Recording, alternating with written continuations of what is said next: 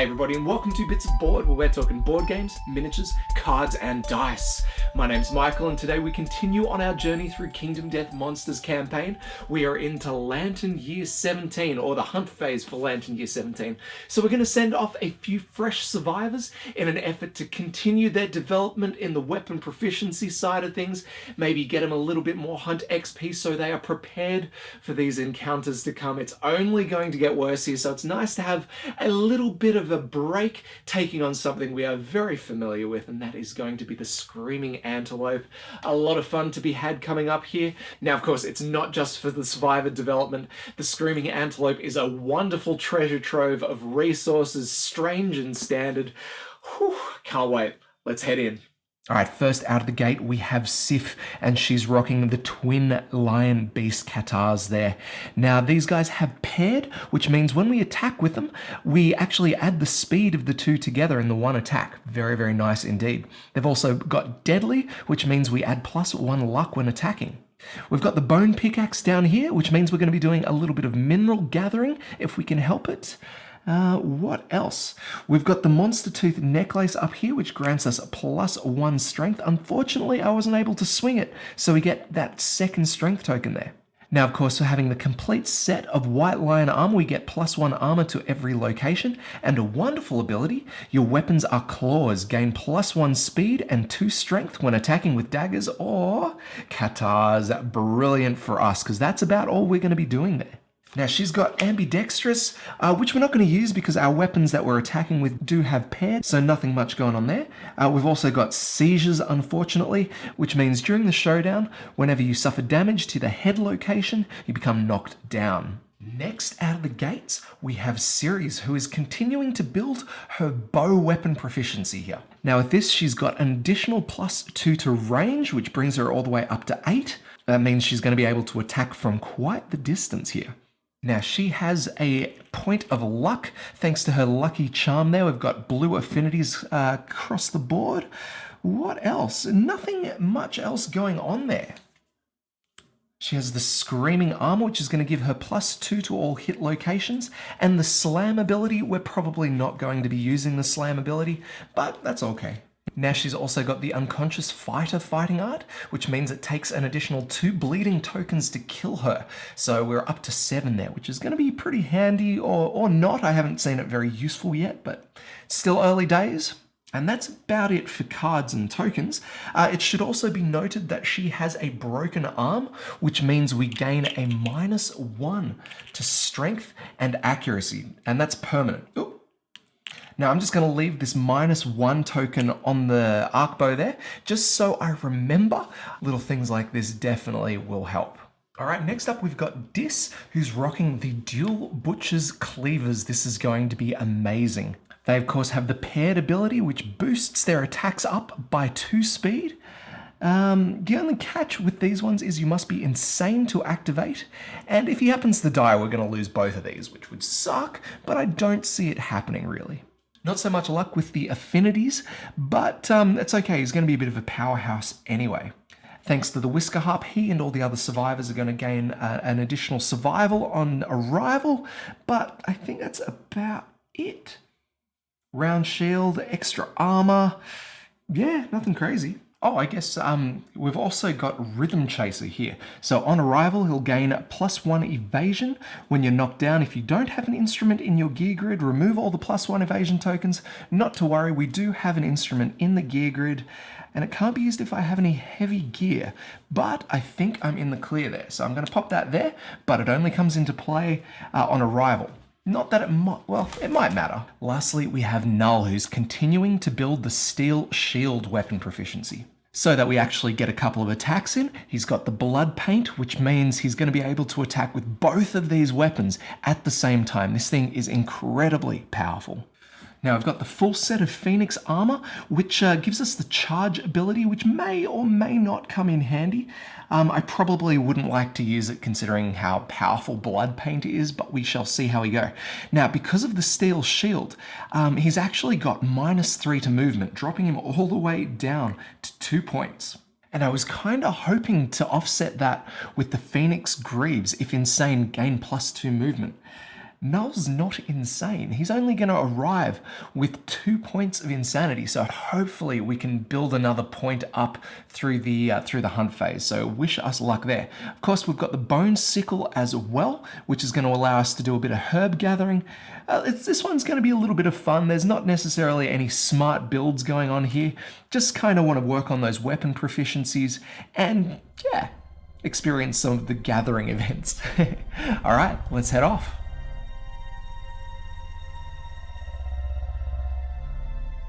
Alright, so the hunt phase is ready to go, and we're heading off to take on, where is he? He's all the way over there in the corner. That's our screaming antelope all the way in the distance. Our survivors are going to begin with their first antelope event of the day, and what have we got? Stampede. A thunderous boom approaches. The survivors may hide. If they do, move the quarry one space back. I don't like the look of this one. Otherwise, everyone gains 1 courage. That's pretty cool. And we roll a dice. We could be trampled. 2 brain event damage to everybody. Or start the showdown immediately. Yeah, I don't really want to do that, to be honest. Oh, not that we've got these things going on. I haven't actually put them down anyway. Well, let's put mineral gathering next, and then herb gathering not long after. Stuff it, let's roll. If we miss some events, so be it. 2. Okay.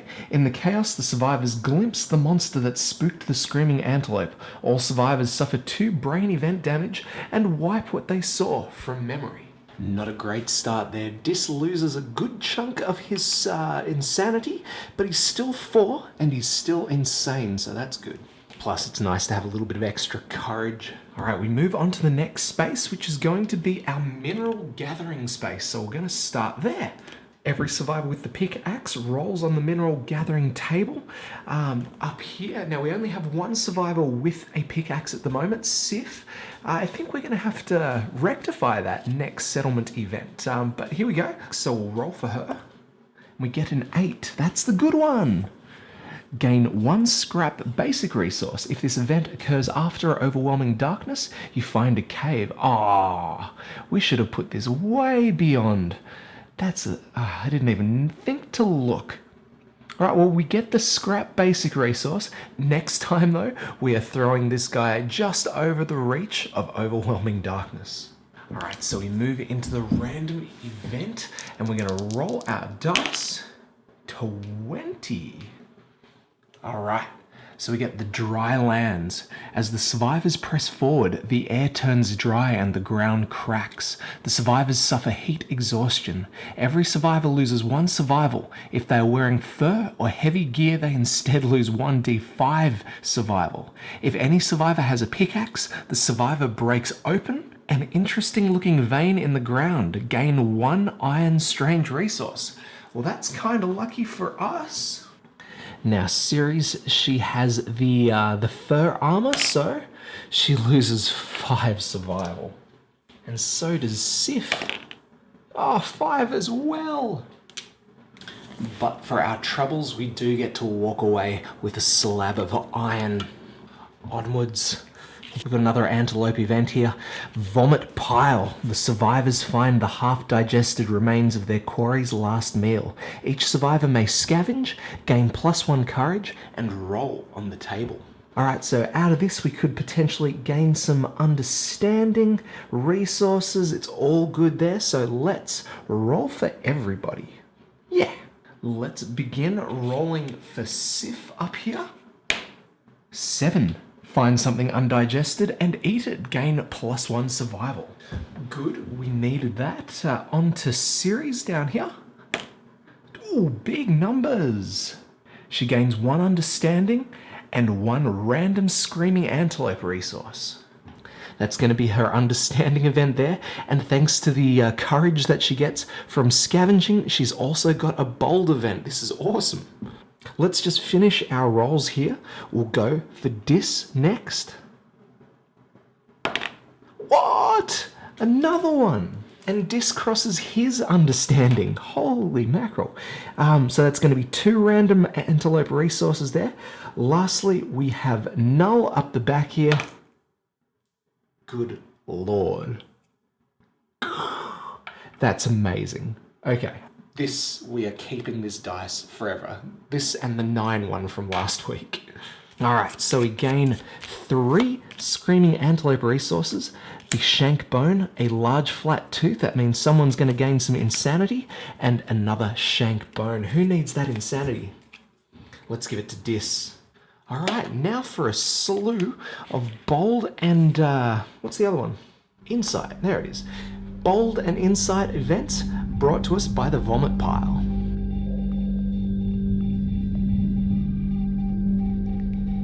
Alright, we begin with series of bold event. This was gained during the hunt phase, so we gain the hunt phase triumph. Expect the unexpected. You're prepared to face any mind-bending trials at a moment's notice. When others may falter, you forge ahead, meeting the journey head on. Gain the following ability and roll on the table. Prepared. When rolling to determine a straggler, add your hunt experience to your roll result. Alright, let's roll, see what she gets. An 8. Nice little dancy roll there. Gain 1 permanent strength. Well done, series. Gaining back a little from what the broken arm lost her.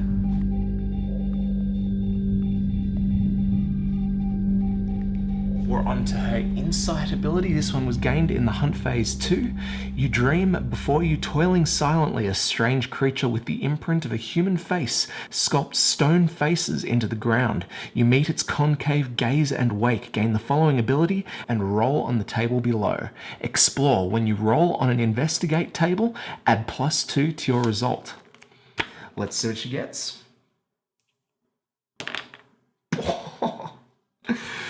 Yeah, +1 permanent evasion. Well played. Now, Dis has to roll as well. And a 4, not quite a 10. Gain +3 survival and +3 insanity. That is certainly going to come in handy. Well done. All right, that was good. Let's move on to our herb gathering space first. Now for starters, the survivors consume herbs and berries. All survivors gain +1 survival. Excellent. And then we do some herb gathering. All right, so I've done this once before, so I think we've got a pretty good feel for this one.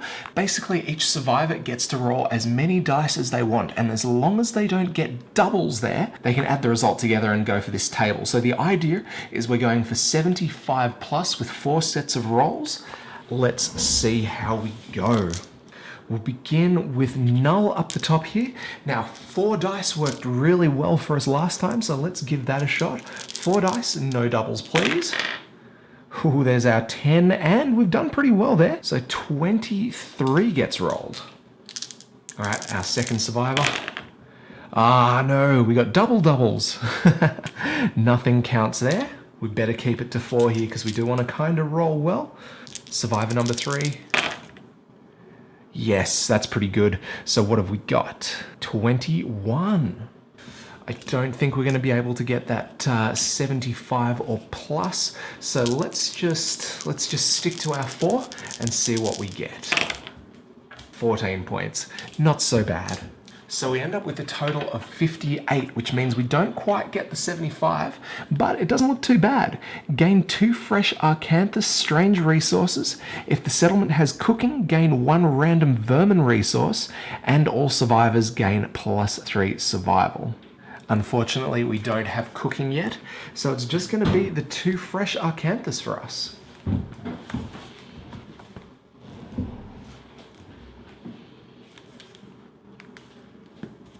All right, after a lovely little bit of recuperation, we move into our next random event. Whoa, 94 there. We have a sickening mess. The survivors come upon a path of badly damaged ground.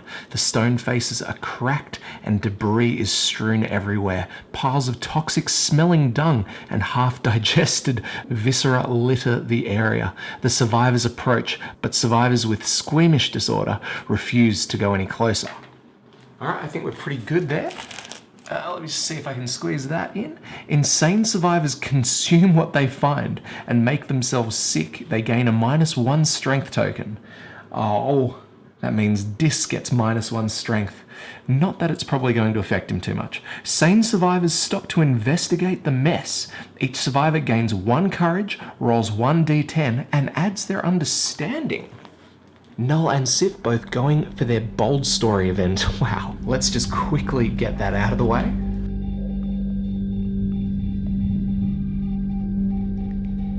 Alright, more hunt phase triumphs.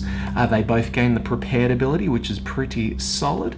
Let's roll for their table bonuses. We'll start with Sif. 4. That's +1 understanding. And that'll be her inside event. Far out. We'll just quickly do Null's roll while we're here. 3. That's a +1 speed token for the showdown. Not going to say no to that.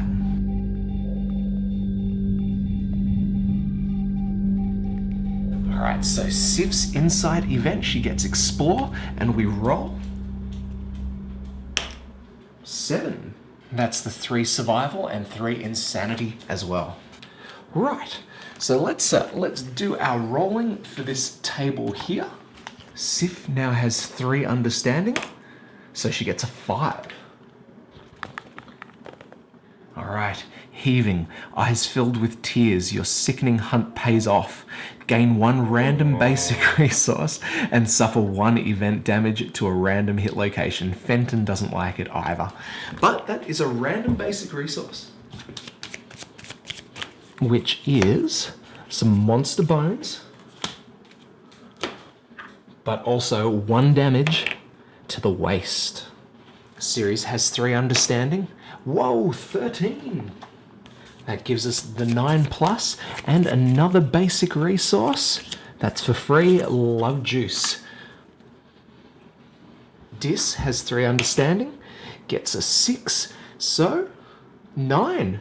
Another free resource. Monster Hide this time. And lastly, Null has 2 points of understanding.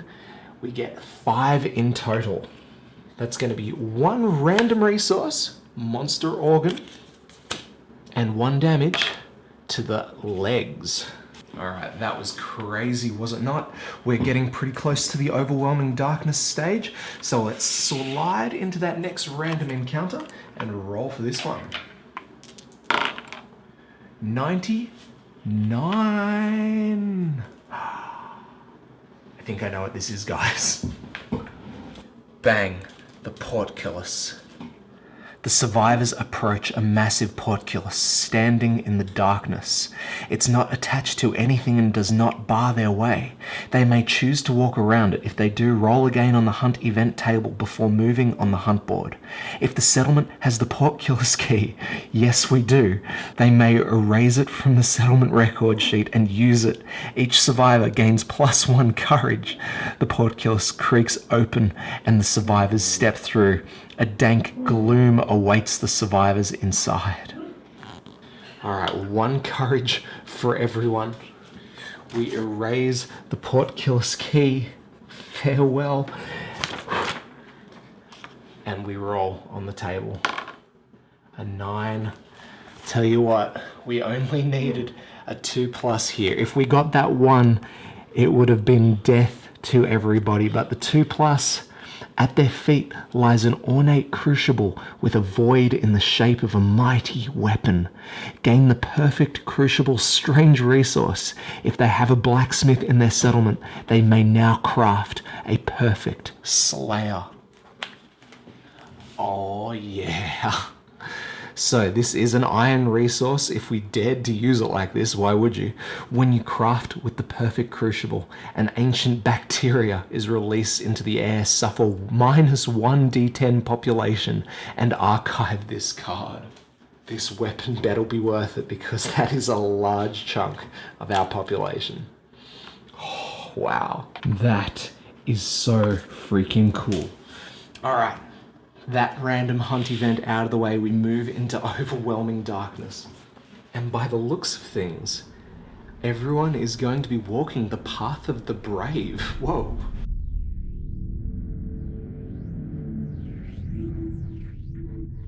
Now, all of our survivors, they have the 3+ courage, so they could all walk the path of the brave if we would like. Both Sif and Dis have the opportunity to walk the path of the insane.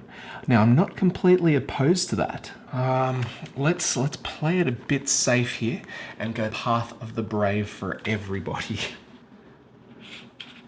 Let's line them up. All right, up the top. 9, that's a good roll. 7,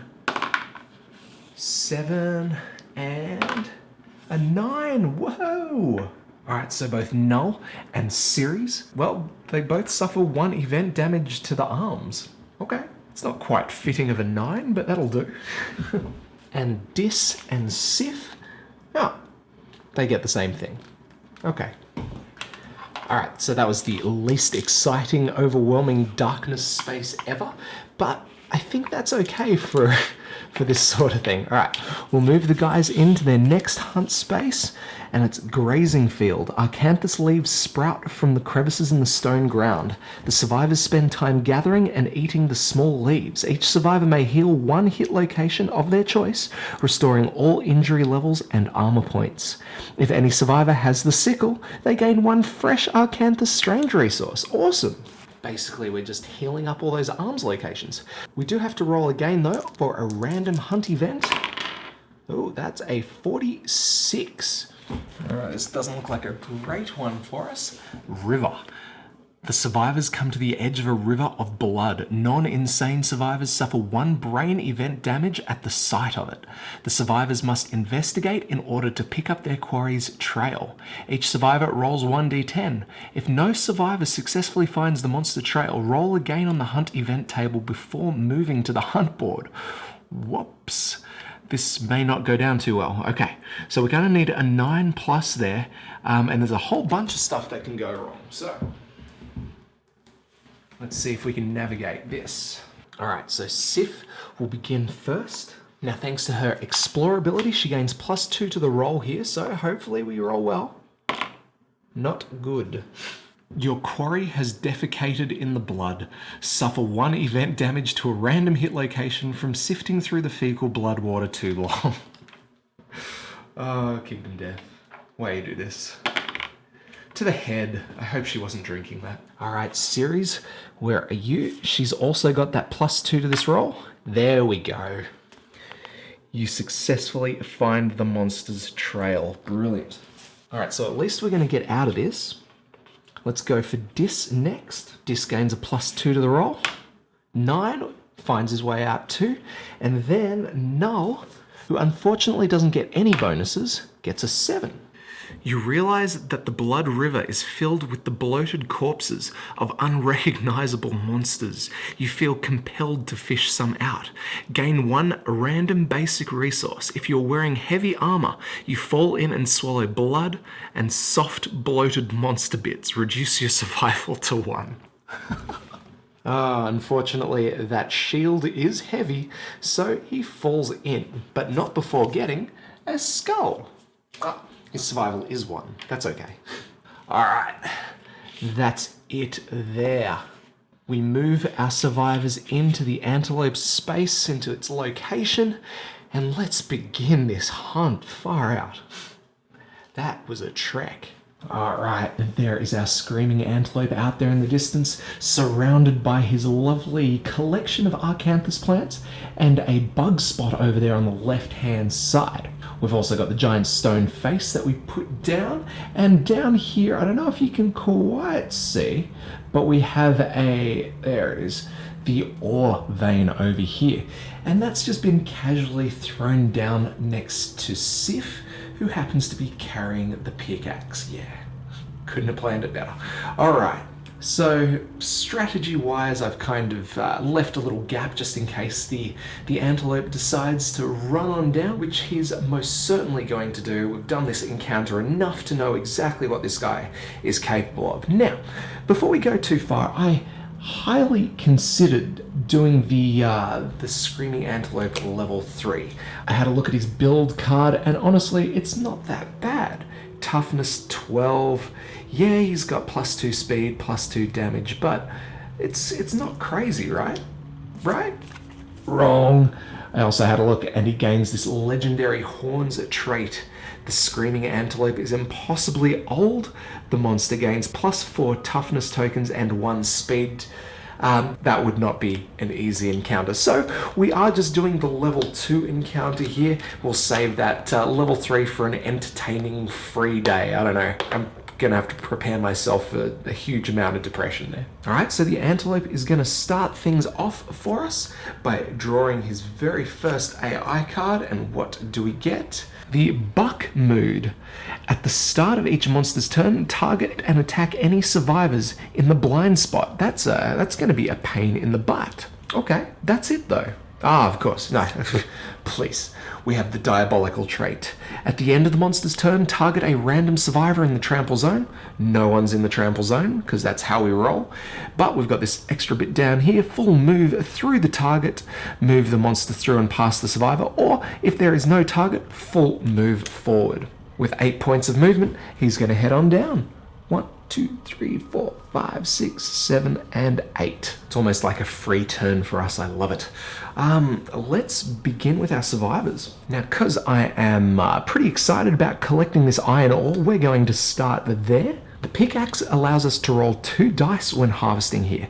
We are kind of hoping for 13 or more when we roll. Let's see how we go. 17, nailed it. So we archive this, but we do gain 2 iron cards. Now I've stupidly put the rest of the strange resource cards back in the box, but I will get them when I'm next in there. So remind me if I forget. But yeah, 2 iron resources. Love it. Next, we may as well do some attacking. Now, we're not going to get in that blind spot because that would mean a swift kick to the face, I'm sure. So let's just head over here and we're going to surge so that we may gain an activation to attack. 4 dice, 7+. I may have made a mistake by not getting that -1 evasion token from our archer, but that's okay. 4 dice, 7+. Let's roll. Just 1 hit. We kind of deserve that. Just a little bit. But 1 hit and we gain the Restless Shoulder. This has a wound reflex on it. So let's see how we go. We need a 4+ here. 7, and that is a wound for us, so we'll lose that top AI card and we'll probably leave it there with her, right? Oh, we've got a wound reflex. Hang on. Your blow clips the Screaming Antelope's shoulder and it jumps back. Turn to face the attacker, then without turning, move the monster 1 space directly away from the attacker. Cancel all hits, now out of range. There. Back he goes. Let's load Ceres up with the bow. I think it's the Clawhead arrow. Now this is usually hitting on a 6+, but we have that -1 accuracy token, so it's going to be a 7+. Let's hope we can still make it. An 8. We do very nicely there. With that hit, our Antelope gains a -1 evasion token, which is going to benefit us for the rest of the showdown. And what are we hitting?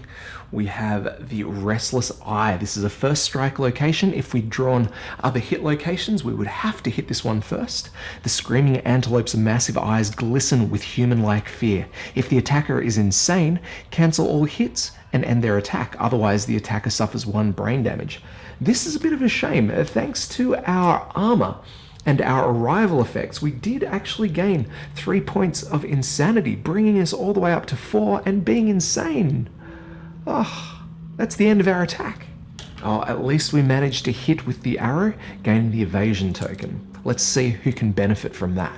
Yeah, let's get Null involved, and we're going to move him up straight in front of the Antelope here.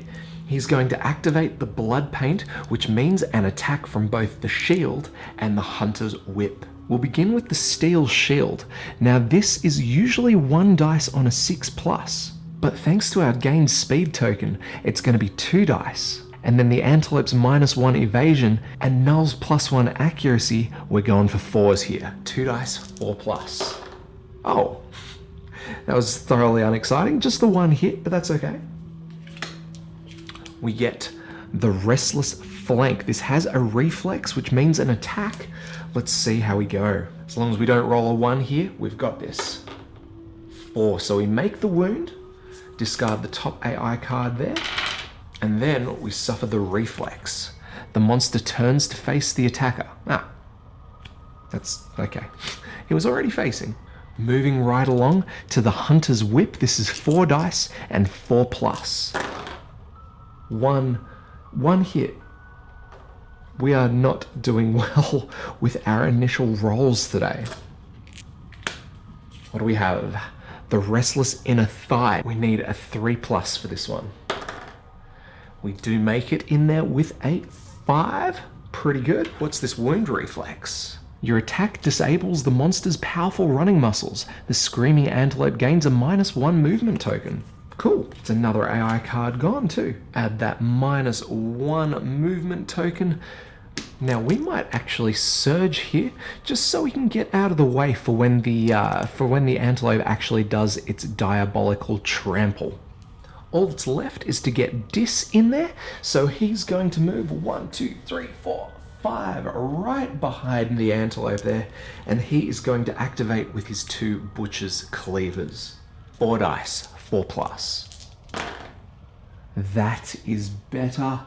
That is 4 hits. Let's see what we get. First one is the Palate. Second one, the Furry Throat. Third one, the Furry Tail. And last but not least, the Restless Rump. I'm expecting to get 4 wounds here, just putting it out there. 1, 2. So 2 of these have no reflexes, so we'll probably aim for them first. The Restless Rump is going to move the antelope completely out of the way, so we'll put that last. And this one here, well, we're just going to have to risk that failure. All right, the Furry Tail first. We're going to need a 3+. 5, that is a wound. No reflexes there, so another AI card out of the way. Furry Throat. Now this has some text. If you land a hit with a club or a shield, you club the monster and gain +2 luck. Of course, this is an axe, so we're not going to be worrying about that. 3+, we get a 6. So that is another wound. All right, next to the Palate, 3+. 7, doing well. Now this had a failure on it, which we don't actually have to resolve, so we get that out of there. And another AI card. Next up, we have a Restless Rump. Let's see if we can wound. 7. That is 4 wounds, so let's get rid of that one. But we have the reflex here. Turn the monster to face away from the attacker and full move forward in a straight line. Cancel all hits, now out of range. Well, we don't have any hits left, so I think we did pretty well there. Where is our attacker? Oh no! Bang! So the Screaming Antelope charges away from Dis, but in doing so, he runs straight into Ceres. This collision causes her to be knocked down, and we also have to roll the dice because she's going to suffer 2 damage to a random hit location. To the hands. Lucky we healed up. Alright, so we draw the antelope's next AI card and we get Crush and Devour. Pick target closest threat in field of view and in range. I do believe that's going to be Null over here. We move and devour the target. Oh my. This is a speed 2, speed 3 attack, and it's going to be hitting on 3s. Let's roll. Oh boy. 3 massive hits there. Let's see if I can get a bit more of a bird's eye view. There we go. All right. Null could spend 1 point of survival to dodge one of those, but there is a trigger. There is a before damage effect here that is going to, I think it's going to happen no matter what. Uh-oh. This is big time bad. So, considering he doesn't even have the movement to run out of the way here, this was just going to happen. So, 3 hits, couldn't get rid of him. If any attack rolls hit, target gains the gobbled up survivor status card. And here that is. Oh, I've been hoping that I'm glad we're seeing it. Don't get me wrong, this is very exciting, but I was kind of hoping we didn't have to deal with this. When you gain this, remove your survivor from the board and place them on this card. Then we resolve this Crush and Devour story event. At the start of the player's turn, he suffers masticated. Oh boy. Now there is a sort of a get out of jail thing here. If the monster suffers 2 wounds in a single round, crush and devour, regurgitate. That sounds good, right? Let's go crush and devour. The survivor disappears, shrieking into the screaming antelope's giant undermaw. We're going to roll 1d10 and then resolve this devilish table here. We need a 7, 8, 9 or a 10. This is a bit of a gamble, but I mean, we've been forced into it.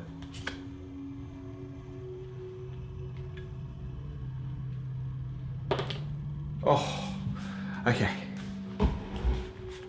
We get an 8, which means with a burst of ferocity, you fight back. Roll 1d10 on the table below. Can we get another 8, please? Where's my dice that always does 9s? Yes! Double 8s mean nothing but good things for us. We're gonna get out of this one alive, I think. You are suddenly bitten by a pulsing organ. You tear it free. The monster suffers 1 wound, and we gain the second heart. Strange resource. And then we do the regurgitate event. This is sick. Suffer 1 damage to the arms location. Yeah, sure, we're used to that. Come on. Before I go get that resource, let's do regurgitate. Place gobble. All right, so before I go and get that strange resource, let's quickly resolve regurgitate.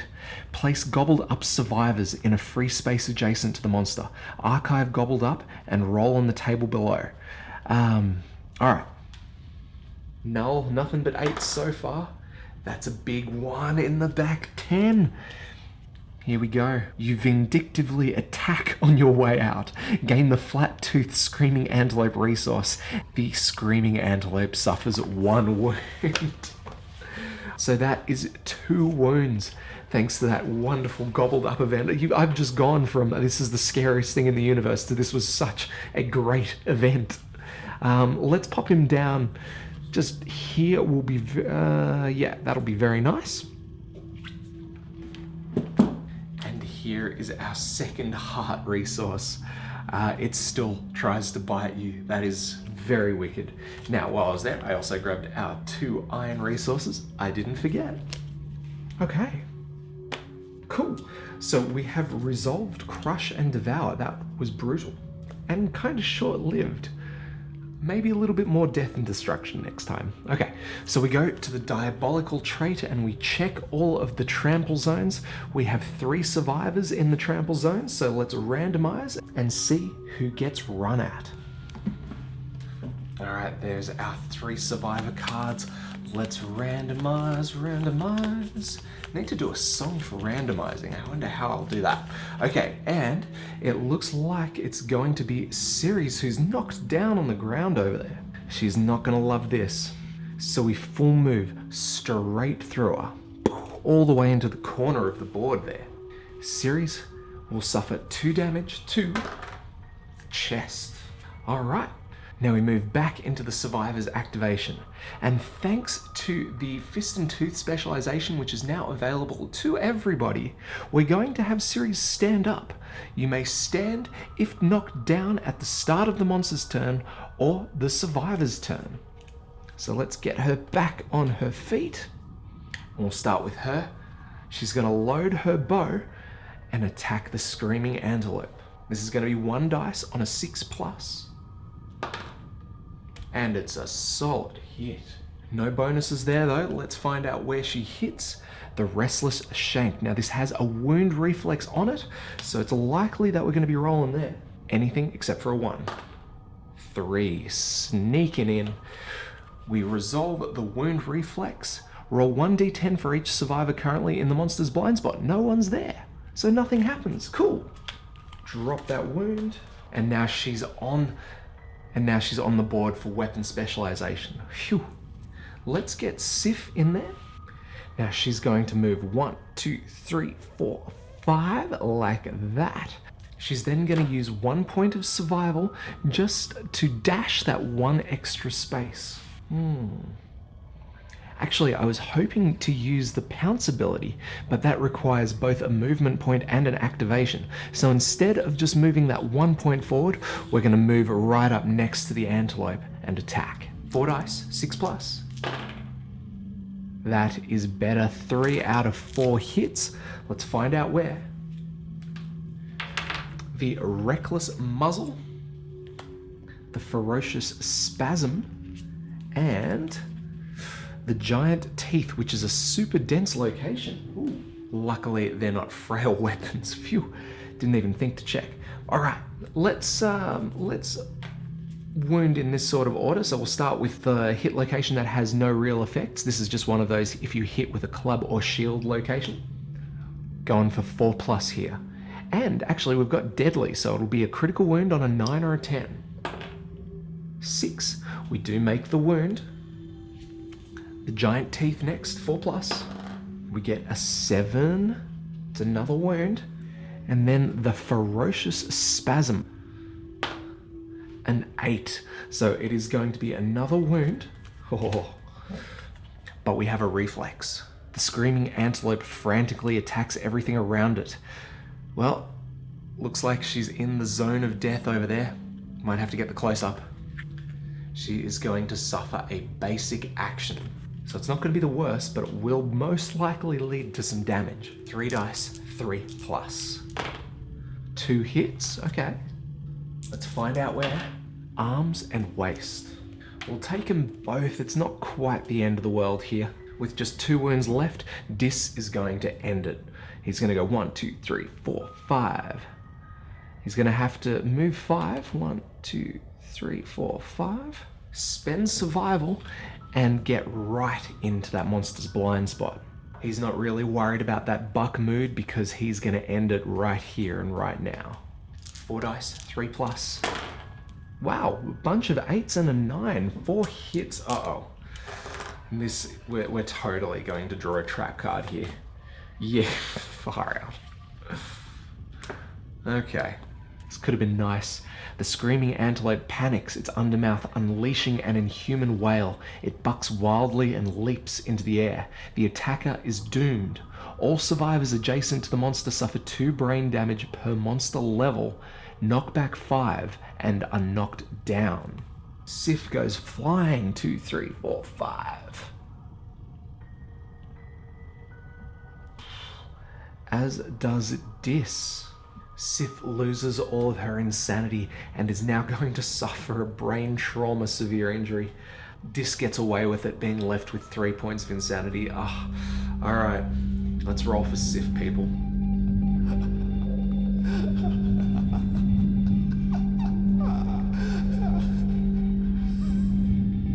Now, thanks to one of our innovations, I forget which one it is and I forget it every time, but we get to add +2 to our brain trauma rolls. I think it's survival of the fittest.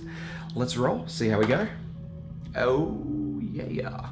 Hang on, you can't see that, but I can. Is it too far down? It's too far down. There it is, yes. Did you see it? It was a 10. Oh, this isn't actually that good. Well, I think we're okay. We get clarity. You are knocked down. Add your current survival to insanity and reduce your survival to 0. Gain a random disorder. If you already have 3 disorders, you die. Oh, she is okay. She's only got 1 at the moment. And we get prey. You are prey. All there is for you is death. You may not spend survival unless you're insane. Oh man. Alright, luckily she just gained 5 points of insanity from losing all of her survival. But check this out. I thought we were going to finish it there. All of our guys are essentially knocked down. We are back into the antelope's turn. This is not good because there was only 1 card in the discard pile, and it's Crush and Devour. Closest threat in field of view and in range. These guys aren't a threat. Can he get to null? Have to be 1, 2, 3, 4, 5, 6. Yes, he can. 7, and he lands on top of Dis. Goes flying 1, 2, 3, 4, 5. Suffers 2 damage to the arm's location. And then bang! Null is gobbled up, and we have another Crush and Devour story event.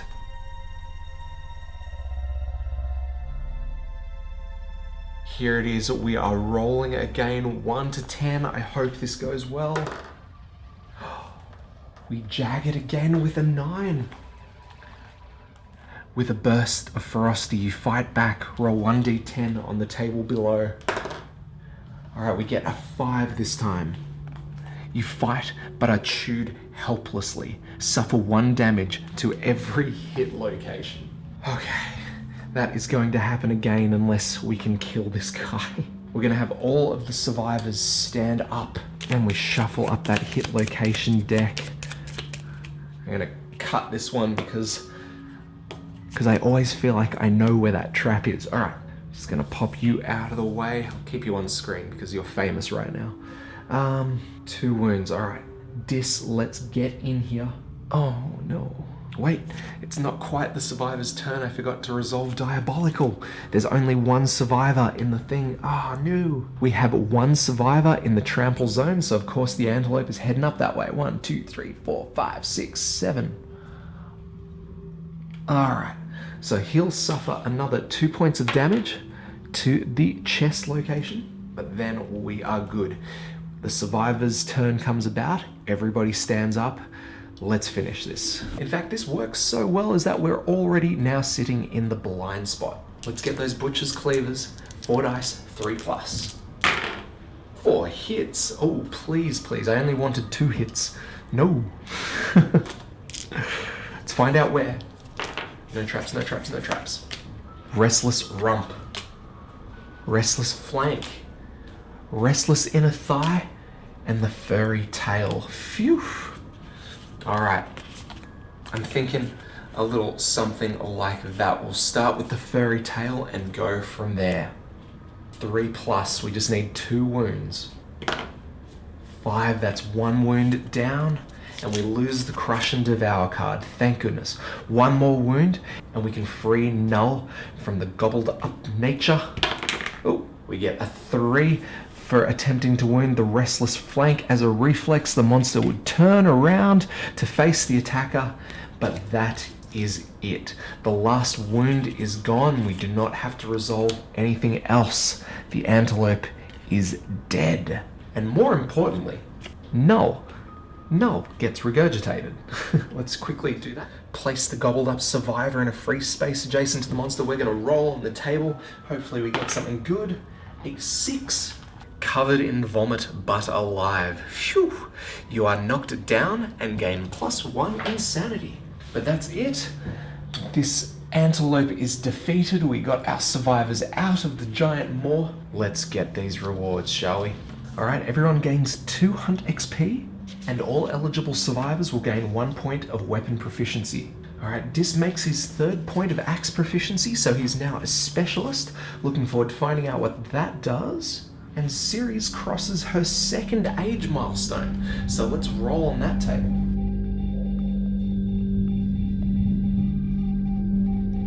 Alright, so we're rolling for improved reflexes.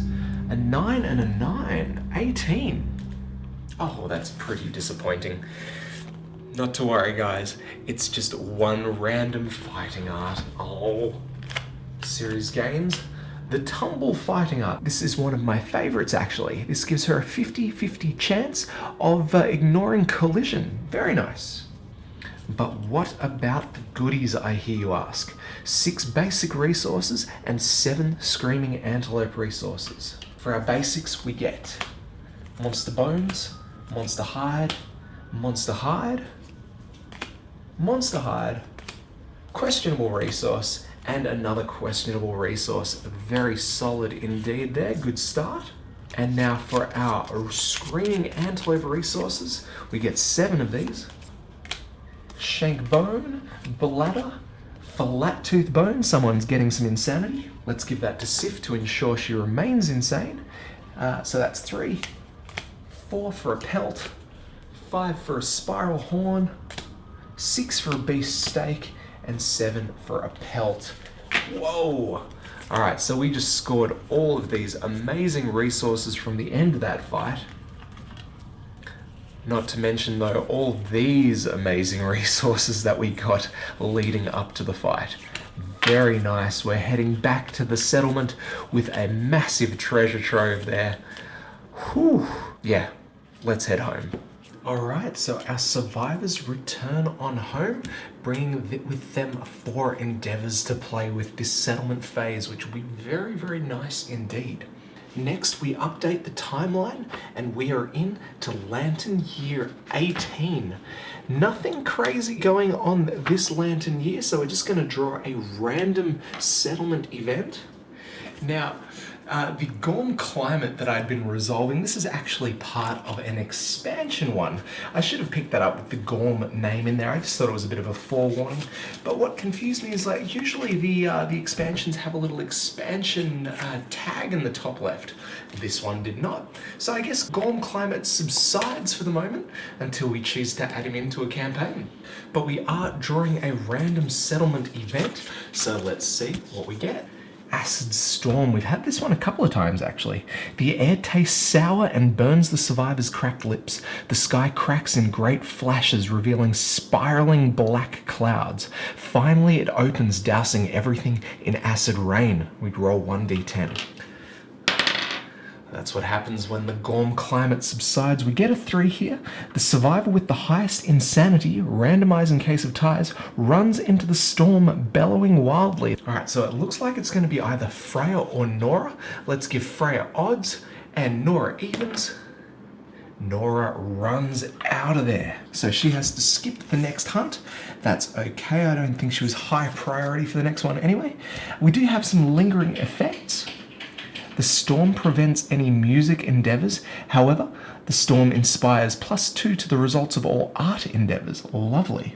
Now, if we had nightmare training or cooking, we would have some endeavour locations here, but we don't yet. So let's see if we can change that. We update the death count, nothing happens, and we move into the development stage. So let's put these endeavours and our newfound fist of resources to good use. Let's do it. Alright, we're still going for a pretty decent shop this time. Before we go too far with it though, let's first spend an endeavour, a bone, a hide, and an organ, and we're going to innovate. We get pictograph, nightmare training, scarification, and pottery. Some choices to be made here. Now, nightmare training. Now, we've seen this one pop up a few times. Survivors can train here, spending 3 survival, and they can potentially gain points in weapon proficiency, accuracy, strength, or, you know, if they roll a 1, they die. That sort of stuff. Scarification, this is a 50-50 chance of gaining some goodies. It's a once-in-a-lifetime opportunity. Possibly gain the tough fighting art, permanent luck. Otherwise, they can be blinded, have destroyed genitals, or potentially lose their toes. Not that great. Pottery is going to be a pretty interesting one for us. Boosts the survival limit and grants fermentation. Spend 1 organ resource to gain 1 love juice basic resource limit, once per lantern year. We can spend 1 herb resource and gain 1 hide basic resource once per lantern year. That's cool. And then there is pictograph, which allows us to run away if we come up against a monster that we don't want to fight. Kinda interesting. I'm not sure if I've got the right pottery card. I don't know what ret means there. Ret spend. I do want pottery, and for one reason and one reason only. We keep fighting the level 2 antelope, and usually, if you have pottery after you beat him, you unlock the Barber Surgeon settlement location, which is what I've been waiting for so I can spend some of my rarer resources. I want this one, so I'm going to take this one, but can you let me know if I've got the right one? I did fix up cooking and sacrifice from way back when. But yeah, pottery. Onto the spending. Well, I've got 3 out of my 4 Arcanthus plants here, the fresh ones, and we're going to cash them in to gain, yes, 3 dried Arcanthuses. I don't think we're ever going to take them out, all of them out in one go, but it is nice to have a decent supply. Now, over at the Weapon Crafter, I'm going to cash in a Great Cat Bone and 2 hides so we can gain the Zenbato. This is the very first grand weapon that we've seen come through for us. This is a 1-speed weapon hitting on a 6+, but it has 6 strength. Unfortunately, it's slow and frail, but it does have deadly. And if we can lock it up with a connected red affinity and a green affinity, it gains devastating. Whenever you wound, inflict 1 additional wound. Very powerful, just nice to have for the moment though. I can't see anyone using it just yet. Also going for the Finger of God here, takes 1 Phoenix Finger and 4 bone resources, cash them in for this beauty of a thing. The Finger of God is a spear. It's 2 speed, 5+, and 5 strength to it. It has reach 2. Brilliant. As long as you have 5 or more survival, gain +1 accuracy and +1 strength. That's if we can get a green, a blue, and a red affinity on the gear grid with this one. Excellent stuff. Alright, next up, where are we going? To the Plumery. Now, I've been waiting for this one for a while, actually. We have the Shimmering Halo in resource storage, and I've got 5 organs here. 1, 2, 3, 4, 5, 6. I have 6 organs here. I'll keep that love juice then. I'm going to cash in these guys here. These 5 organs plus that Shimmering Halo are going to craft us the Hours Ring. Now this is a unique ring. There's only one of these in the game. During the Aftermath, if you died or ceased to exist, you may archive the Hours Ring and reset the campaign to previous settlement phases development step before you departed. Now, this here is insurance against some of the more difficult encounters to come. I hope not to bore you with any resets, but we may be taking this along, yeah, just in case. Alright, so we're going to spend 2 of our resources at the Storytelling Innovation. Reason being, we have Dorian, who needs just 1 more point of understanding to lose his apathetic disorder, which means we need to roll a 1, 2, or a 3. Now, there are other bonuses available here. All departing survivors gain +3 insanity. That's awesome. And there's also the White Speaker event if we can roll the 8+. Everything is good here. We spend those 2 endeavors. Dorian rolls. Alright, we get the 4. All departing survivors gain +3 insanity. That's still cool. Alright, so for our final endeavor, we are going to spend it at the Records Innovation. Our survivor, Ren, who may not be any use to the settlement anymore, he's going to sit down and he is going to record a volume of work based on the Phoenix that he has encountered. Just read you this little bit here. You laboriously create a volume about a monster you have defeated during a lifetime. Add the monster name Volume X, where X is the level of the defeated monster, to the settlement record sheet. The work is exhausting, you retire. There can be up to 3 volumes for each monster. So, Ren, our mate with 1 leg, he's going to spend the remainder of his active life writing all about the Phoenix level 1. Now, why would anyone forcibly retire a survivor just to write a book that you don't actually get to use? Well, this innovation actually also gives us access to this secret fighting art, the Scholar of Death. On arrival, gain reroll tokens equal to the number of volumes recorded about your quarry. For example, if your settlement has White Lion Volume 1, 2, and 3, when you fight a White Lion, you gain 3 reroll tokens. Discard a reroll token to reroll 1 of your roll results during the showdown. This includes monster roll results when you are the monster controller.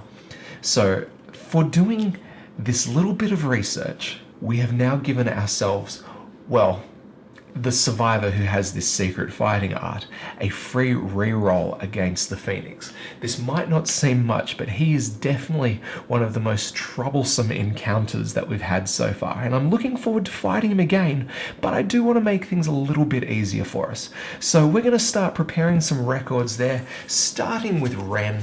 Now let's just have a quick moment of remembrance for Ren, because he's got a great story. I think he fought the Phoenix once and he knocked off more than half of his hunt XP. He had Unconscious Fighter, which means he could take a beating without dying. It was brilliant. He had Orator of Death and Timeless Eye. Yeah, they're fine, but the fun is in his disorders and impairments. Yes, he had binge eating. Maybe he got a little bit fat. Who knows? He then got a dismembered leg somewhere out there. I can't exactly remember where, but it wasn't pretty, I'll tell you that. And then, during the Triathlon of Death, he raced his heart out. Unfortunately, he tore his remaining Achilles. I love the little stories that Kingdom Death makes. Very cool. Alright. So that is it for our development stuff, I'm pretty sure. We're going to prepare our departing survivors for the next encounter. What are we hunting? Well, like I said, I really want to build this Barber Surgeon location so we can get all these extra goodies. Let's go on ahead and take on, yes, another Screaming Antelope. I'm sorry, guys, but I need this. Let's head off. Alright, so we did pretty well out there today, and all in all, our survivors, we were in it for survivor development, and boy, did they develop far out. We got a ton of bold and insight events there. That was just the hunt phase alone. By the end of the showdown, we had a ton of resources to cash in, sitting on a couple just until we can get that Barber. What is it? The Barber Surgeon. Yeah, that's an ominous name for a settlement location. So I'm hoping that we get out there soon to get that. I would love to go out there and take on another Screaming Antelope, but I'm sure you're sick of them by now. Maybe we'll change it up just to give you guys a bit of a break, but I really want to. I don't know. I haven't decided yet, but please forgive me in advance if we take on another Screaming Antelope. And even if we could spice it up with a Screaming Antelope level 3, we would die atrociously. That guy looks so tough. Anyway, we'll cross him eventually, I'm sure. But for the moment, we soldier on. We're getting very close to another Nemesis encounter, a level 2 King's Man, which is going to hurt so much, I'm sure. And edging even closer to that Watcher event. Far out. It's getting spicy in the Kingdom Death campaign here. Now, just as a mini quick side note, I'm taking a quick breather in a couple of weeks, heading off to New Zealand for a week. It's my birthday, and it's I've never been to New Zealand, and I've never been out of Australia properly. So this is going to be a big, fun trip for me, but it means we may have to have a quick break from the Kingdom Death stuff. Now, I've done my very best to get ahead. In fact, I'm a week ahead at the moment. Hopefully, I can be 2 weeks ahead, so we have uninterrupted viewing throughout. So fingers crossed there, but just letting you know in advance that we may have a week break. Who knows? We'll see how we go. I'll rush in. Anyway, love you guys. Thank you very much for watching. As always, my name's Michael. This is Bits Aboard. We'll catch you next time.